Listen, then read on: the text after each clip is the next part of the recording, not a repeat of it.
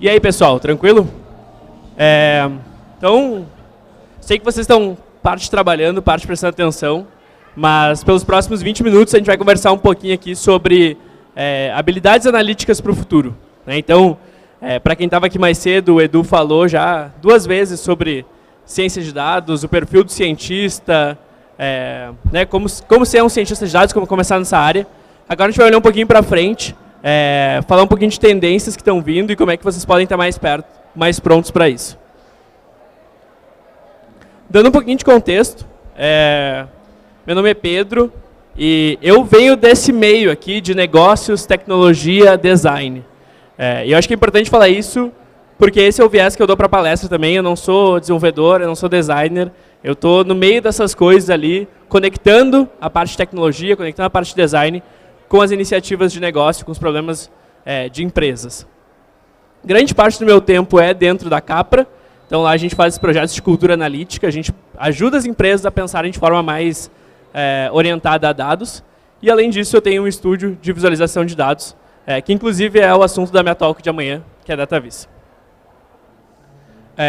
Mas a gente vê algumas tendências começando por aí, que questionam um pouco o papel do cientista de dados, né? Uma delas é essa de Self-Service Analytics. Então a gente vê cada vez mais ferramentas bonitinhas que nem essa, que nem o Power BI, Data Studio, enfim, que facilitam esse processo de criação de relatórios, de análises, né? Então a gente vai saindo cada vez mais de um lado extremamente técnico e vai deixando essas ferramentas mais amigáveis.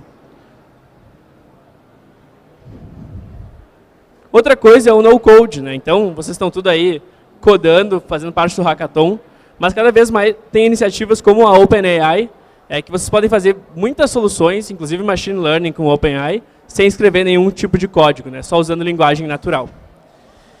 E além dessas tendências que estão vindo do mercado, a gente tem um problema ainda muito grande com ciência de dados, né? E tem essa tirinha que eu acho maravilhosa, que é os 2 personagens ali criam um dashboard, né, para mostrar os dados da área deles. Mas a verdade é que no final das contas esse dashboard não ajudou em nada. Eles têm um painel gigante lá, cheio de gráfico bonito, mas não serve para nada, não ajuda ninguém a tomar decisões melhores, né? Então como é que a gente pode melhorar isso? E não é só uma tirinha bonita, né? De fato, a gente foi atrás de uma pesquisa aí que 85% dos projetos relacionados a analytics e análise de dados dão algum tipo de problema, eles falham em algum momento do processo, né? Então não é só a tirinha, é um problema real isso. E aí, para investigar melhor isso, lá no Instituto a gente fez essa pesquisa que se chama o IRA, Insights sobre habilidades analíticas. A gente queria entender de fato que habilidades que estavam por trás de se ter um bom projeto de dados, de ser um bom profissional analítico.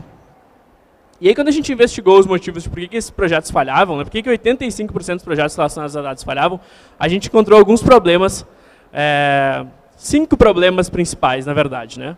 Um de falta de comunicação, outro de falta de entendimento do processo, pouca curiosidade de explorar aquele problema, sem pensamento analítico, então as pessoas ainda mantendo o processo decisório igual, mas querendo botar dados ali no meio de alguma maneira, e falta de conhecimento técnico para, de fato, executar aquela solução, né?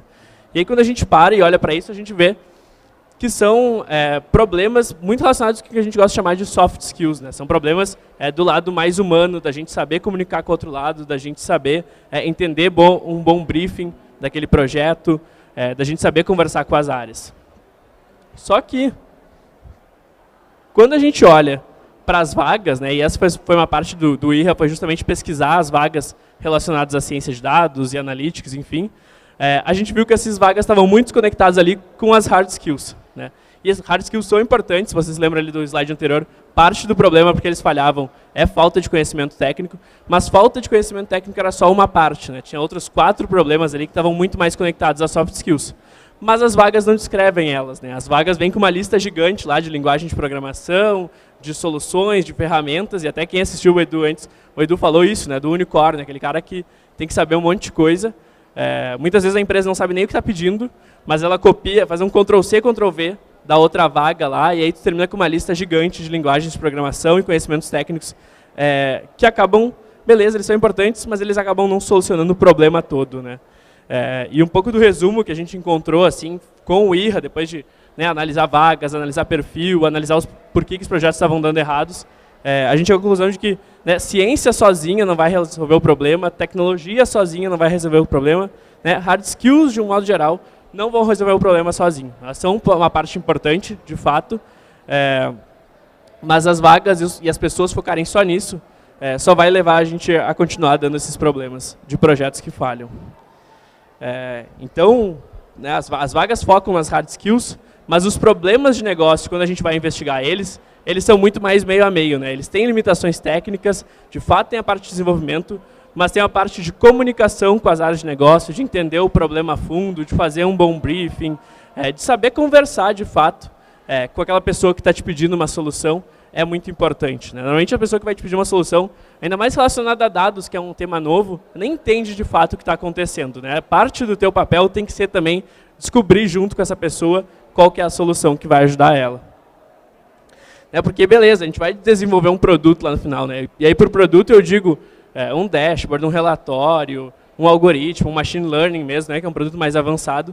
Mas a gente não pode se esquecer que para usar esse produto vai ter um processo envolvido a ele, né? Executando esse processo vai ter pessoas, e para essas pessoas abraçarem ou não essas soluções analíticas, né? Precisa ter uma cultura da empresa que está orientada, está voltada para a ciência de dados também e para se pensar mais analiticamente, né? Se a gente não tem todas essas etapas ali de fora, não adianta a gente ter o melhor dashboard do mundo, que nem mostrava a primeira tirinha, que não vai ser usado, não vai ser implementado, vai ser esquecido na gaveta de alguém lá, né?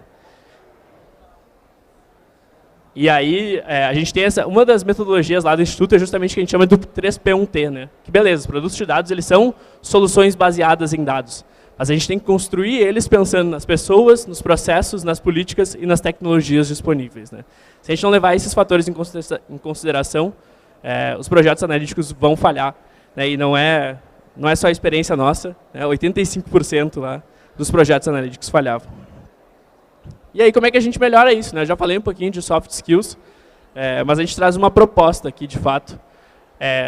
Sim, a gente precisa de hard skills para técnicas específicas, a gente precisa ter pensamento lógico, né? E quando a gente começa a falar em no-code, foi uma das primeiras coisas que eu falei, o pensamento por trás do desenvolvimento ele ainda é muito importante. A gente precisa saber estruturar um problema tecnicamente, né? Mas a parte de soft skills está junto e ela está cada vez maior, né? Porque no momento que a gente tiver cada vez ferramentas melhores, que nem o Power BI, que nem o OpenAI, que vão diminuir a parte técnica, a gente precisa fazer crescer a parte de soft skills, né? De curiosidade, de fato explorar aqueles dados a fundo, de entender o problema de negócio de fato e não simplesmente aceitar a primeira coisa que um gestor traz para ti, por exemplo, né? Então, precisa evoluir nesses outros lados para se ter um bom produto de dados. Para se, de fato, ter uma cultura analítica e tomar decisões usando dados, né? E aí, uma parte mais de dicas, assim, né, de como é que a gente, na prática, muda isso. Entender o problema antes de sair desenvolvendo uma solução. Isso pode ser uma coisa até meio clichê, mas é uma coisa que a gente faz direto na Capra. E qualquer produto, antes de desenvolver ele, a gente gasta muitas reuniões, workshops, né, e aí pode buscar metodologias até em outros lugares. Design Thinking, por exemplo, é uma boa, uma boa fonte de inspiração para isso, né, mas gasta um bom tempo entendendo de fato qual que é o problema. Senta com o cara de negócio, né? Se a demanda vir numa frase, num e-mail, a chance dessa solução que tu criar dar errado é bem grande, né? Tem que sentar, tem que conversar. Depois é entender o processo como um todo, né? Então, beleza, como é que está sendo tomada essa decisão hoje? Hoje que eles não têm esse dashboard, hoje que eles não usam esse algoritmo, o que eles fazem? Então, beleza, senta lá, mapeia esse processo, faz... o cara faz isso, depois ele faz isso, aí depois ele conversa com o outro até tomar a decisão no final. Beleza, aí depois que tu fez esse mapeamento, aí sim tu começa a pensar como incluir dados, né? Não adianta só a gente jogar um pozinho de dados por cima e esperar que funcione, né? Não, nessa etapa aqui, esse dado fazem sentido a gente agregar, porque ele vai chegar mais preparado, por exemplo, para conversar com o cliente. Nessa etapa aqui, putz, se ele tivesse essa informação, ele talvez evitasse de fazer um retrabalho, né? Então, olha para as etapas e pensa o dado em cada uma daquelas etapas, em vez de simplesmente criar algo mágico. E, né, por último, fechando com essas outras duas, na verdade, sempre trabalha junto com quem vai usar aquela solução, né? Se tu está criando, putz, vou fazer uma análise aqui para o pessoal de vendas. senta junto com o pessoal de vendas, conversa com eles, entendem por que eles estão precisando daquela solução, que vai ser melhor do que simplesmente eles passarem a demanda, tu sentar lá num canto e, né, uma semana depois entregar a análise pronta para eles. A gente fala muito de, eu fiquei falando, né, problemas de negócio, mas na verdade os problemas de forma geral do mundo, né, não precisa ser num negócio, pode ser numa organização normal, pode ser dentro de um instituto que nem a gente, que é a Capra, eles vão envolver os dois lados, né, eles vão envolver um lado técnico, mas eles vão envolver um lado humano, né, então não adianta só a gente querer se especializar horrores lá no lado técnico, da gente aprender R, Python, Julia, qualquer outra coisa que lançar aí, e esquecer da parte de, tá, não, mas o que eu vou fazer usando o R, né? Ah, não, beleza, vou usar o R para resolver o problema desse cara aqui, né? Ah, eu vou usar o R para resolver o problema dessa comunidade, muitas vezes, né? Nem tudo é sobre negócios, a gente pode, inclusive, usar para projetos sociais. Mas eu preciso entender o problema para aí sim aplicar a técnica, né? Um depende do outro. Eu falei aqui várias vezes do IRRA, né? Para quem quer ler o IRRA, esse é só um dos tópicos do IRRA. O IRRA, se não me engano, são 5 ou 6 tópicos diferentes. Né, que foi essa pesquisa sobre habilidades lá do Instituto, ele está nesse site, capra.in/IRRA. Acessando lá, vocês veem o estudo completo, tem um descritivo bem maior do que eu estou fazendo aqui agora.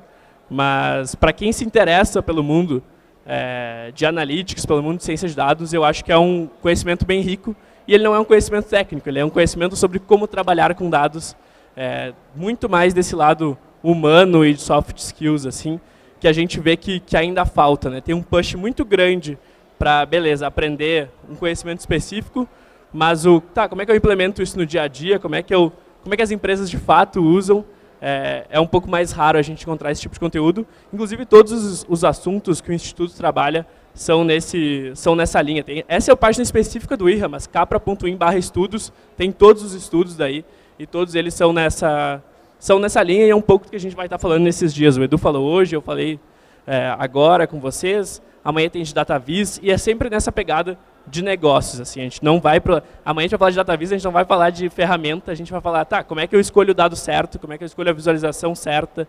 Então a gente sempre tenta levar para esse lado mais humano, assim, né, que é meio estranho, porque a gente pensa em dado, a gente pensa numa coisa matemática dura, assim, mas quem usa o dado são pessoas, então a gente precisa considerar isso também. Pessoal, o que eu tinha de conteúdo, de fato, era isso. A gente tem mais uns minutinhos aqui agora. Se vocês tiverem dúvidas, perguntas, qualquer coisa, esse é o momento. Obrigado.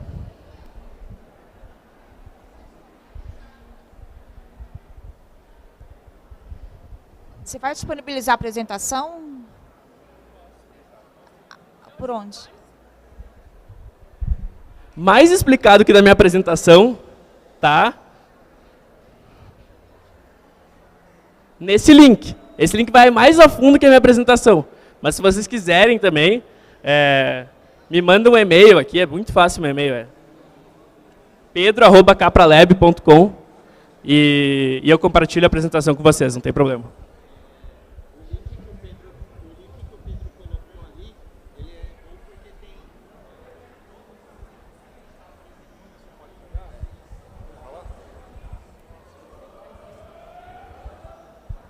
Eu queria que você me explicasse um pouquinho quais são as dificuldades enfrentadas na hora de implementar esse tipo de política de inovação, de hard skills e soft skills. Como é que a pessoa que está recebendo isso, ela vê se elas têm algum tipo de preconceito ou traz algum tipo de feedback para você?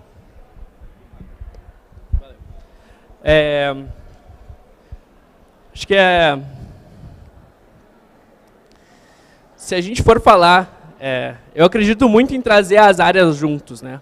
Se a gente sentar, e a gente trabalha numa consultoria, né? Então às vezes a gente tem uma visão externa que é um pouco diferente. Mas se a gente entra, por exemplo, pelo lado só de TI, só pelo lado de tecnologia, tecnologia vai encarar como um problema de tecnologia isso e vai pensar, putz, eu preciso ter melhor recurso, eu preciso ter uma base mais estruturada, eu preciso ter uma análise menor. E se a gente entra pelo lado de negócio, o lado de negócio vai esquecer completamente a parte tecnológica e vai dizer assim, não, mas eu quero um algoritmo que me diga qual que é o preço que eu tenho que vender o meu produto semana que vem, por exemplo, né? Então, quando a gente faz esses dois caras sentarem juntos e conversarem, entenderem assim, qual que é a necessidade do negócio de fato e o que a tecnologia consegue entregar de forma prática, já é um primeiro passo para vencer esse preconceito, assim. Mas não é simples, né? Por mais que eu falei aqui muito resumidamente, mas não tem nada de simples, assim. E esse acho que é uma grande enganação que pode se ter, assim, esses caras aí fazem usar mais dados, então eles vão me entregar uma ferramenta. Não, o que a gente faz é mudar a cultura, e mudar a cultura é difícil pra cacete, não é simples mudar a cultura, né? Então é reunião atrás de reunião, vai ter o cara que vai te ignorar completamente, vai ter o cara que vai pensar assim, não, essa solução aqui é bacana, deixa eu implementar ela no meu dia a dia, né? Então tu tem que ir abraçando quem vai te apoiando e aos poucos tu vai mudando a cultura, né? Mas ele com certeza é um processo complicado. Inclusive, e passa por tudo, né? Agora eu falei de uma questão mais de governança interna, mas até de contratação mesmo. Se tu vai contratar o cara que é só o técnico, por exemplo, na hora que esse cara for trabalhar vai dar problema, né? Então, e a gente vê direto esse problema da contratação, assim, é realmente um problema muito sério mesmo, de que as vagas, parece que é Ctrl+C, Ctrl+V da outra, assim, de verdade. E todas as empresas que a gente entra, a gente diz assim, não, deixa a gente participar do processo de contratação, por favor. Porque tá complicado, mas a gente está tentando mudar isso. Consegue. Mas é porque a gente entra nessa pegada de mudança cultural. Então, como a gente entra com essa visão, acho que essa é uma virada de chave muito importante. As pessoas não entender que não é só usar uma ferramenta nova, mas é tu mudar o teu pensamento. Então, no momento que tu consegue fazer essa virada de chave, tu consegue expandir, por exemplo, um projeto analítico para outras frentes também, como contratação. Oi? É mudar a cultura. Sim, se as pessoas que tu contratar não estão alinhadas com essa cultura, não adianta, né? Mais alguém, pessoal? Eu não sei nem como a gente está de tempo, daqui a pouco já até... Tá tranquilo?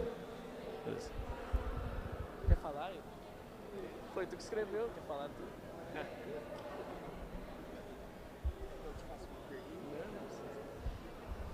Bom, é isso. Pessoal, se ninguém tem mais pergunta, então, obrigado pela atenção de vocês, obrigado pelas perguntas, pessoal que fez perguntas. Amanhã a gente está de novo aí.